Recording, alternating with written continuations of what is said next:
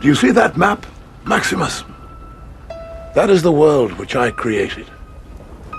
For 25 years, I have conquered, spilt blood, expanded the empire. Since I became Caesar, I've known 4 years without war. 4 years of peace in 20. And for what?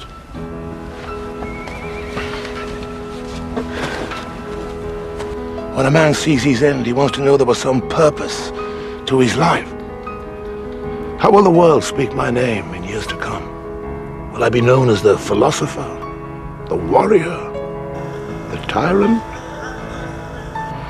Or will I be the emperor who gave Rome back her true self? There was once a dream that was Rome. You could only whisper it. Anything more than a whisper, and it would vanish. It was so fragile. And I fear that it will not survive the winter. What would you have me do, Caesar? I want you to become the protector of Rome after I die.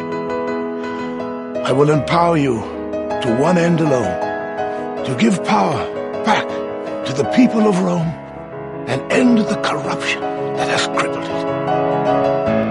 Rome is to be a republic again.